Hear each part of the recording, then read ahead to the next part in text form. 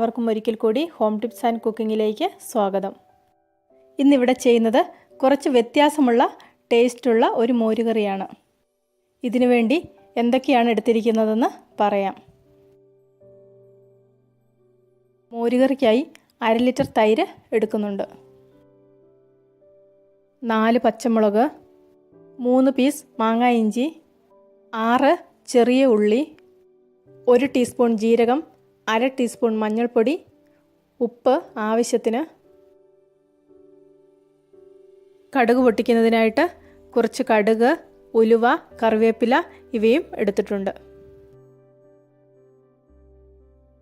മോരിന് അരയ്ക്കുന്നതിന് വേണ്ടി 1/4 കപ്പ് തേങ്ങ ചിരകിയതും എടുത്തിട്ടുണ്ട്.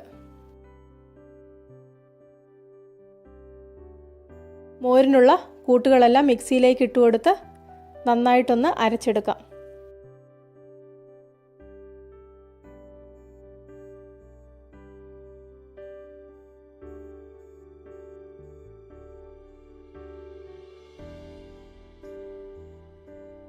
കുറച്ച് വെള്ളം കൂടെ ഒഴിച്ചിട്ട് വേണം ഇതൊന്ന് അരച്ചെടുക്കാൻ.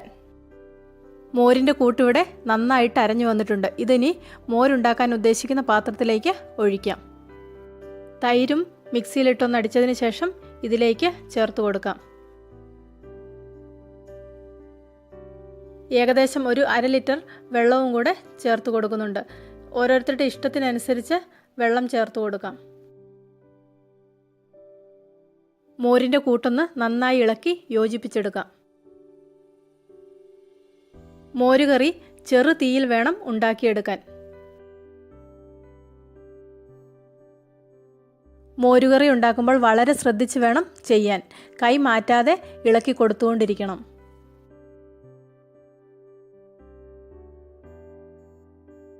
മോരുകറി നന്നായിട്ട് ചൂടാകുമ്പോൾ തന്നെ സ്റ്റൗ ഓഫ് ചെയ്യാം. മോരുകറി സ്റ്റൗവിൽ നിന്ന് മാറ്റിയതിന് ശേഷവും കുറച്ച് സമയം ഇളക്കി കൊടുത്തുകൊണ്ടിരിക്കണം.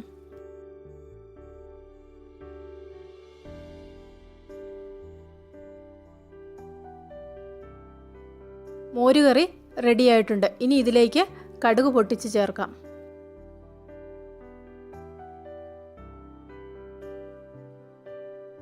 ഒരു പാനിലേക്ക് വെളിച്ചെണ്ണ ഒഴിച്ച് അതിലേക്ക് കടുക്, ചെറിയുള്ളി, കറിവേപ്പില, ഉലുവ, 2 പച്ചമുളക് ഇവ ചേർത്ത് നന്നായിട്ടൊന്ന് വറുത്തെടുക്കാം.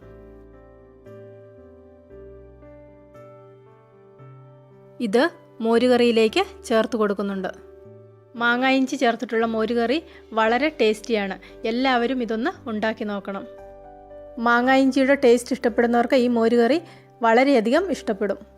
ഈ റെസിപ്പി ഇഷ്ടപ്പെട്ടെങ്കിൽ തീർച്ചയായിട്ടും ലൈക്ക് ചെയ്യണം. കൂട്ടത്തിൽ നിങ്ങളുടെ അഭിപ്രായങ്ങൾ അറിയിക്കണം. ചാനൽ സബ്സ്ക്രൈബ് ചെയ്യാനും മറക്കണ്ട. ബെല്ലൈക്കണും കൂടെ ഒന്ന് ക്ലിക്ക് ചെയ്തോളൂ.